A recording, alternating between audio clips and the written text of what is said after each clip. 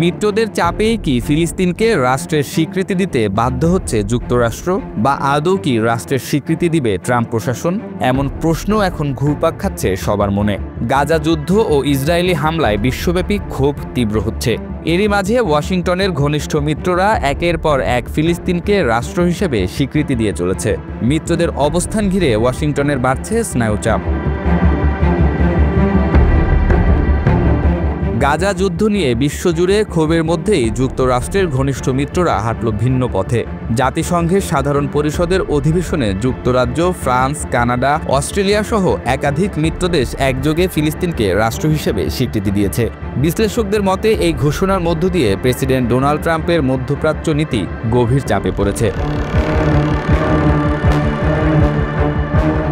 দ্বিতীয়বার ক্ষমতায় এসে ট্রাম্পের প্রতিশ্রুতি ছিল দ্রুত ইসরায়েল-হামাস সংঘাত থামানোর উদ্যোগ নেবেন তিনি।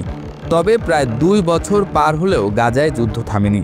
দেখা গেল উল্টো চিত্র, গাজায় ইসরায়েলি সেনারা ক্রমেই আক্রমণ বাড়াচ্ছে। অথচ ওয়াশিংটন এখনও মিত্র ইসরায়েলকে সংযত করতে কার্যত কোনো চাপ প্রয়োগ করেনি। আন্তর্জাতিক অঙ্গনে তাই ট্রাম্পকে নিছক দর্শক বলেই মনে করা হচ্ছে। সাম্প্রতিক সময়ে কাতারে হামাস নেতাদের উপর ইসরায়েলি হামলা ট্রাম্প প্রশাসনকে অপ্রস্তুত করে দেয়। হামলার কারণে গাজায় যুদ্ধবিরতি ও জিম্মি মুক্তির যুক্তরাষ্ট্র সমর্থিত সর্বশেষ উদ্যোগ ভেস্তে যায়। গাজা নগরীতে এখনও স্থল অভিযান চালাচ্ছে ইসরায়েল, যা কোনো আপত্তি ছাড়াই মেনে নেয় হোয়াইট হাউস। বিশ্বজুড়ে মানবিক সংকট নিয়ে সমালোচনা তীব্র হলেও যুক্তরাষ্ট্রের অবস্থান অপরিবর্তিত থাকে। জাতিসংঘ অধিবেশনের আগে এবং চলাকালে যুক্তরাষ্ট্রের ঘনিষ্ঠ কয়েকটি দেশ ফিলিস্তিনকে রাষ্ট্র হিসেবে আনুষ্ঠানিক স্বীকৃতি দেয়। ওয়াশিংটনের ঘনিষ্ঠ মিত্রদের এই সিদ্ধান্তকে অনেকেই গাজা যুদ্ধের বিরুদ্ধে প্রকাশ্য বার্তা হিসেবে দেখছেন। ট্রাম্প অবশ্য এই স্বীকৃতিকে দেখেন ভিন্ন চোখে। এটি হামাসের জন্য উপহার ছাড়া কিছু নয়। কিন্তু মিত্ররা তাদের অবস্থানে অনড়। তারা দেখালো মিত্র হলেও তারা যুক্তরাষ্ট্রের অপেক্ষায় বসে নেই।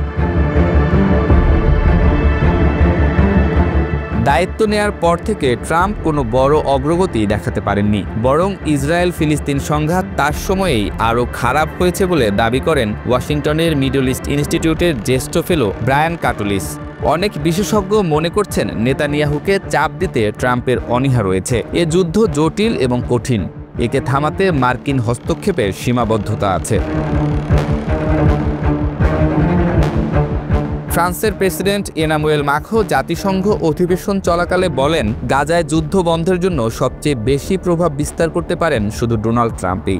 নিউ ইয়র্কে দেয়া এক সাক্ষাৎকারে মাখোঁ বলেন, শান্তিতে নোবেল পুরস্কার পেতে চাইলে ট্রাম্পকে অবশ্যই গাজায় যুদ্ধ থামাতে হবে। ইউরোপীয় নেতাদের এই সরাসরি আহ্বান যুক্তরাষ্ট্রের ওপর চাপ আরও বাড়িয়েছে। বার্তা সংস্থা রয়টার্স হোয়াইট হাউসের কাছে এ বিষয়ে মন্তব্য চাইলে তাৎক্ষণিক কোনো সাড়া মেলেনি। মার্কিন রাজনীতির পর্যবেক্ষকরা বলছেন, অভ্যন্তরীণ বিভিন্ন ইস্যু মধ্যপ্রাচ্যের দিকে মনোযোগ দিতে ট্রাম্পকে বাধা দিচ্ছে। এই নীরবতা যুক্তরাষ্ট্রের দীর্ঘদিনের কূটনৈতিক প্রভাবকেও প্রশ্নের মুখে ফেলছে। অনেক বিশ্লেষক বলছেন, এই স্বীকৃতির ঢেউ মার্কিন রাজনীতিতে সরাসরি চাপ তৈরি করছে। ধারণা করা হচ্ছে, যদি হোয়াইট হাউস মিত্রদের এই অবস্থানকে উপেক্ষা করে এবং ফিলিস্তিনের ন্যায্য অধিকারকে প্রকাশ্যে সমর্থন না দেয়, তবে অদূর ভবিষ্যতে যুক্তরাষ্ট্র তার মিত্রদের হারিয়ে ইসরায়েলের মতো একঘরে হয়ে পড়তে পারে।